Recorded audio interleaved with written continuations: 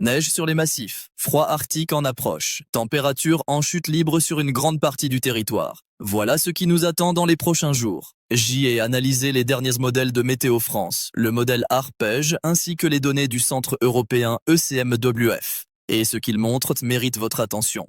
Pas de panique, mais une préparation s'impose. En ce moment, le contraste à travers la France ne pourrait pas être plus marqué. Sur la Côte d'Azur, vous profitez de températures entre 8 et 14 degrés. Ciel dégagé, soleil en fin d'après-midi. Pendant ce temps, dans le Jura, le thermomètre affiche moins 12 degrés ce matin. Un écart de 25 degrés entre le sud et l'est du pays. Cette différence ne va pas durer. Et l'air froid qui stationne actuellement sur le nord et va progressivement s'étendre vers l'ouest et le sud. Météo France signale l'arrivée d'une masse d'air polaire en provenance de Scandinavie et de Sibérie. Ce système pourrait toucher plusieurs régions dès ce soir et demain. Regardons d'abord la situation actuelle région par région, puis je vous expliquerai comment cette configuration va évoluer. Île-de-France. En ce moment, les températures oscillent entre 2 et 9 degrés. Ciel partiellement nuageux, rien d'extraordinaire. Beaucoup d'entre vous attendaient un vrai épisode hivernal depuis des semaines. Cette configuration a du potentiel. Mais je ne promets rien tant qu'on n'a pas vu comment le système évolue dans les prochaines 24 à 48 heures. Le nord, de Lille à Amiens, températures entre 2 et 7 degrés. Ciel chargé avec des averses éparses sur le littoral. Le vent D est à nord et souffle modérément. L'humidité relative est élevée, entre 85 et 91%. Cette humidité accentue la sensation de froid. Si vous sortez ce soir, couvrez-vous bien. Grand Est, Strasbourg, Metz, Nancy, Reims. La soirée S annonce froide avec des températures entre 0 et 5 degrés. Les Vosges connaissent déjà des valeurs négatives, moins 2, moins 3 degrés. Au moment où j'enregistre, certaines zones signalent de la bruine qui commence à se transformer en neige faible. C'est et dire à quelle vitesse cette transition se produit. Attention particulière sur les routes de montagne. Le verglas pourrait se former en soirée et durant la nuit. Équipez vos véhicules en conséquence. Pneus hiver obligatoires dans certains secteurs. Centre Val-de-Loire, Orléans, Tours, Bourges, Chartres. Vous avez eu un hiver particulièrement calme jusqu'ici. Température autour de 3 à 8 degrés. Ciel variable. Cette période de douceur prolongée se termine dans les prochains jours. Bretagne et Pays de la Loire. Sur toute la façade atlantique, de Rennes à Brest, en passant par Nantes, les conditions sont douces et humides. Températures entre 5 et 9 degrés. Averses éparses, particulièrement sur le littoral ouest. Le vent de sud-ouest se renforce progressivement. Force 4 à 5, voire force 6 sur le littoral. Et l'humidité atteint 88 à 95%. Cet air doux atlantique va bientôt entrer en collision avec l'air arctique venant de Scandinavie. Quand ces deux masses d'air se rencontrent, les choses deviennent intéressantes d'un point de vue météorologique. Auvergne-Rhône-Alpes. Lyon et ses environs sont dans le calme. Températures autour de 2 à 7 degrés en plaine. Ciel relativement dégagé. Mais regardez les massifs alpins. Le thermomètre descend jusqu'à moins 5 à moins 10 degrés, particulièrement au-dessus de 1500 mètres. Légères chutes de neige possibles en montagne. Les conditions dans les stations de ski sont excellentes. Bon enneigement, températures stables. Toutefois, les skieurs et randonneurs doivent rester vigilants. Risque de avalanche dans certains secteurs. Consultez les bulletins nivologiques avant toute sortie. Nouvelle-Aquitaine, Bordeaux, Limoges, Poitiers, La Rochelle. Température relativement douce, entre 6 et 10 degrés. Vous subissez des montagnes russes thermiques depuis plusieurs semaines. Un jour 15 degrés, le lendemain 5, puis ça remonte. Les gens sont malades. Problèmes de sinus, migraine, fatigue. Ce yo-yo thermique se termine mercredi quand le froid s'installe durablement. Occitanie.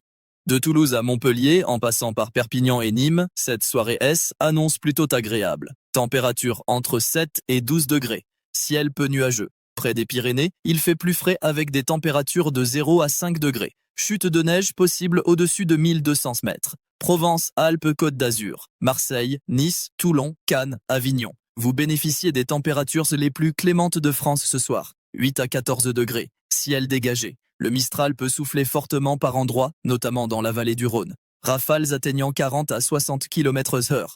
Pour ceux sur la Côte d'Azur, le froid qui arrive est inhabituel pour vous. Ce type de configuration ne se produit pas souvent dans votre région. La plupart des gens là-bas n'ont pas de vêtements vraiment chauds, et c'est compréhensible.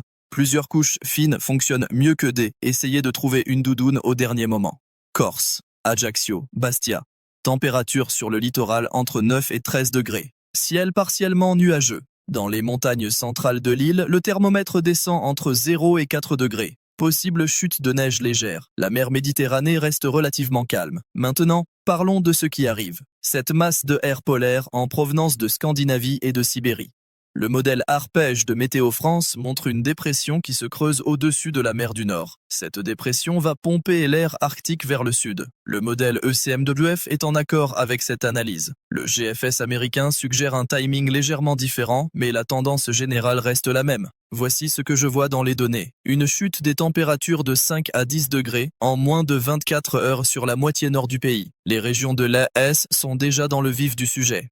Cette masse d'air froid va progresser vers l'aile ouest à partir de dimanche soir. Lundi matin, l'Île-de-France, le Nord, le Grand Est et la Bourgogne-Franche-Comté connaîtront des températures négatives au lever du jour. -2 à -5 degrés. Le ressenti sera encore plus froid avec le vent. La question que beaucoup se posent, va-t-il neiger en plaine? Voilà ma réponse honnête, c'est possible, mais ce n'est pas garanti. Les modèles montrent une zone d'incertitude entre lundi après-midi et mardi matin. Si l'humidité est suffisante au moment où l'air froid arrive, nous pourrions voir des chutes de neige jusqu'en plaine dans le nord et l'est. Île-de-France, je ne vais pas vous promettre 20 cm de neige, ce serait malhonnête. Mais 1 à 5 cm en soirée lundi ou dans la nuit de lundi à mardi, c'est dans le domaine du possible. Confiance modérée dans cette prévision. Environ 50%, les régions de L ont une probabilité plus élevée. Grand Est, Bourgogne-Franche-Comté, nord de l'Auvergne-Rhône-Alpes. Confiance élevée pour des chutes de neige. Cumul possible de 5 à 15 cm en plaine, davantage en altitude. Beaucoup d'entre vous se souviennent de l'épisode neigeux de mars 2013. L'Île-de-France avait été paralysée. 10 à 15 cm de neige, arrivée rapidement, transports bloqués. Je ne dis pas que nous allons revivre exactement la même chose, mais si la neige tombe effectivement, soyez prêts à des perturbations. L'hiver 62-63 reste la référence en termes de froid durable. Gel prolongé, température négative pendant des semaines. Nous n'en sommes pas là, pas du tout. Mais cette vague de froid pourrait durer 5 à 7 jours selon les dernières projections. Parlons maintenant du vent. Le vent amplifie considérablement la sensation de froid. On appelle ça le refroidissement éolien. Si vous avez -2 degrés avec un vent de 30 km/h, la température ressentie peut descendre à -8, -10. Pour les personnes âgées, les enfants et ceux souffrant de pathologies respiratoires ou cardiovasculaires, cette différence est importante. Les prévisions de vent. Lundi et mardi, vent de nord à nord et sur la plupart des régions. Force 3 à 4 en moyenne, avec des rafales à 50, 60 km/h. Sur les côtes de la Manche et en altitude, les rafales pourraient atteindre 4-20 km/h. Mercredi, le vent s'oriente au nord-ouest. Il reste soutenu mais commence à faiblir légèrement. Jeudi et vendredi, retour à des conditions plus calmes côté vent, mais le froid persiste. Les massifs montagneux connaîtront des conditions difficiles. Alpes, Pyrénées, Vosges, Jura, Massif central. Températures très basses en altitude, -15 à -20 degrés au-dessus de 2000 mètres. Vent violent créant du blizzard par moment. Si vous prévoyez des activités en montagne la semaine prochaine, surveillez les bulletins des avalanches. Le manteau neigeux va subir des transformations importantes avec ses variations de température et de vent. Certains secteurs pourraient devenir instables. Revenons en plaine. Après le passage de ce système lundi-mardi, que se passe-t-il? Le froid s'installe. Mercredi, jeudi, vendredi. Température maximale entre 0 et 5 degrés sur la moitié nord, entre 3 et 8 degrés sur la moitié sud. Les nuits seront glaciales. -5 à -8 degrés dans les zones rurales du nord et de l'est. Gel généralisé. Attention au régel. Si la neige fond légèrement en journée, l'eau va regeler la nuit. Création de plaques de verglas, routes, trottoirs, chemins. Extrêmement dangereux. Les précipitations. Après lundi-mardi, les précipitations devraient se calmer sur la plupart des régions. Quelques averses éparses possibles en Bretagne et sur les côtes de la Manche. Mais globalement, un temps plus sec s'installe avec l'anticyclone qui se renforce sur l'Europe centrale. Samedi prochain, première indication d'un possible redout. Mais c'est encore loin. Les modèles peuvent changer ici là. Maintenant, les recommandations pratiques. Pas de panique, mais de la préparation. Habilement. Plusieurs couches fines plutôt qu'une seule couche épaisse. L'air entre les couches isole mieux. Bonnet, écharpe, gants. Vous perdez beaucoup de chaleur par la tête et les extrémités. Chaussures adaptées avec semelles antidérapantes si neige ou verglas. Chauffage. Vérifiez que votre système de chauffage fonctionne correctement. Si vous utilisez un chauffage dit à pointe, assurez-vous de la ventilation. Intoxication au monoxyde de carbone, c'est sérieux. Plusieurs accidents chaque hiver. Ne chauffez jamais avec un réchaud de camping ou un barbecue à l'intérieur. Cela peut sembler évident, mais des accidents arrivent chaque année. Conduire. Si vous devez prendre la route, surtout dans les régions concernées par la neige ou le verglas, équipez-vous. Pneus hiver obligatoires dans certaines zones de montagne depuis la loi montagne. Mais même en plaine, c'est fortement recommandé. Dans votre voiture, ayez une couverture, de l'eau, quelques barres énergétiques. Si vous êtes bloqué sur la route, vous pourriez attendre plusieurs heures. Du carton ou un vieux tapis dans le coffre. Si votre voiture est bloquée dans la neige, placez le carton sous les pneus. Ça augmente l'adhérence. Ça ne coûte rien. Ça fonctionne très bien. Roulez doucement. Doublez vos distances de freinage. Sur neige ou verglas, votre voiture ne répond pas comme d'habitude. Mieux vaut arriver 10 minutes en retard qu'avoir un accident. Routes de montagne. Col fermé signifie col fermé. Ne tentez pas de passer quand même. Chaque hiver, les secours doivent intervenir pour des gens qui ont ignoré les panneaux. Personnes vulnérables, les personnes âgées, les enfants, ceux souffrant de maladies respiratoires ou cardiovasculaires doivent redoubler de vigilance. Le froid aggrave certaines conditions. Essoufflement, douleurs thoraciques, engelures. Si vous connaissez des personnes âgées isolées, prenez des nouvelles. Un simple appel téléphonique. Vérifiez qu'elles ont tout ce dont elles ont besoin. Alimentation. Votre corps brûle plus de calories pour se maintenir au chaud. Mangez des repas chauds et nourrissants. Soupe, ragoût. Hydratez-vous.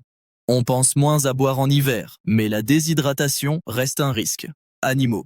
Si vous avez des animaux domestiques, ils souffrent aussi du froid. Les chiens à poil court, les chats habitués à l'intérieur. Ne les laissez pas dehors trop longtemps. De l'eau peut geler dans leurs gamelles. Vérifiez régulièrement. Canalisation. Si votre maison a des tuyaux exposés au froid, isolez-les. Les canalisations gelées peuvent éclater. Des gaz importants. Laissez un filet d'eau couler dans les robinets les plus vulnérables. L'eau en mouvement gèle moins facilement. Électricité. La consommation électrique augmente en période de froid. Tout le monde chauffe davantage. Parfois, le réseau est sous tension. Pas de coupure prévue pour le moment, mais soyez conscient que c'est possible. Ayez des lampes torches, des bougies, des piles. Activités extérieures. Si vous aimez courir ou faire du vélo, adaptez-vous. L'air très froid peut irriter les voies respiratoires. Portez un cache-cou ou une écharpe devant la bouche. Réchauffez-vous progressivement après l'effort. Restez informés. Les prévisions météorologiques évoluent. Ce que je vous dis aujourd'hui samedi pourrait être ajusté dimanche ou lundi. Consultez régulièrement les bulletins de Météo France. Suivez les alertes de vigilance. Vigilance orange signifie « soyez très vigilants ». Phénomène dangereux prévu. Vigilance rouge signifie vigilance absolue. Phénomène très dangereux. Pour le moment, pas de vigilance rouge sur le territoire, mais la situation peut évoluer rapidement. Cette vague de froid n'est pas la fin du monde. C'est l'hiver. Le froid et la neige font partie de la saison.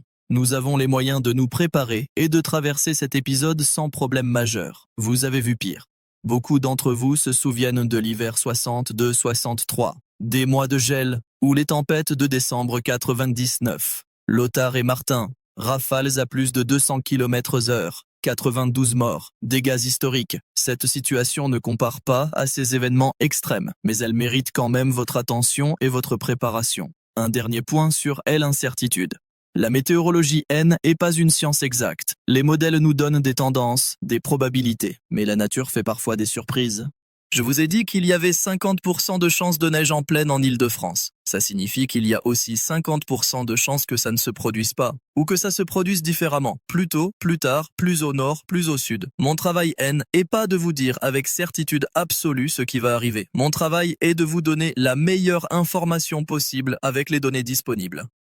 Et de vous aider à vous préparer aux différents scénarios. Si lundi soir vous regardez par la fenêtre et qu'il ne neige pas, tant mieux. Vous serez préparé pour rien. Ce n'est pas grave. Si par contre il neige et que vous n'êtes pas préparé, les conséquences peuvent être plus sérieuses. Je continuerai à surveiller cette situation dans les prochains jours. Les modèles se mettent à jour toutes les 6 heures. Chaque nouveau cycle apporte des ajustements. Dimanche, je devrais avoir une image plus claire du timing exact et de l'intensité. Lundi matin, je saurai avec beaucoup plus de confiance ce qui va se passer lundi soir et mardi. En résumé, masse d'air polaire en approche. Chute des températures significatives à partir de dimanche soir. Neige possible en pleine lundi-mardi, surtout dans l'Est. Froid durable jusqu'à vendredi au moins. Vent renforçant la sensation de froid. Vigilance nécessaire, mais pas de panique. Préparez-vous, habillez-vous chaudement, vérifiez votre chauffage, équipez votre voiture, prenez soin des personnes vulnérables, restez informés.